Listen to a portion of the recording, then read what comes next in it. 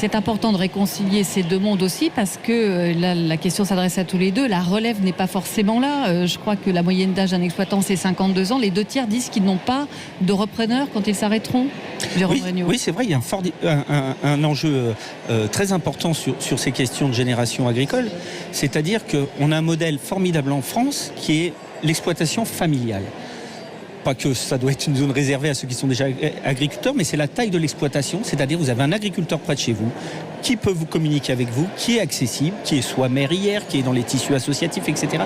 Et si on perd ce niveau-là, on aura en effet certains agriculteurs qui se tourneront par la vente directe vers les consommateurs, et le reste du métier qui va s'industrialiser avec lequel on ne saura plus parler au quotidien. Et ça, ce serait dramatique. François Purseigle, c'est ça le risque ? Disons que le défi et l'enjeu majeur, au-delà de l'agribashing, c'est celui effectivement de la transmission et du renouvellement des générations. 90% des exploitations agricoles françaises sont de type familial.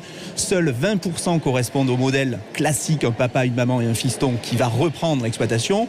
La plupart des exploitants agricoles français sont seuls sur leur tracteur, avec ou sans des salariés. Et on voit bien que se développe aussi une agriculture de plus en plus diverse. C'est ça aussi l'enjeu et le défi. C'est-à-dire que par-delà les différences entre filières, il y a des modèles entrepreneuriaux qui sont de plus en plus différents. Et donc ça complexifie le discours qu'on peut tenir sur l'agriculture.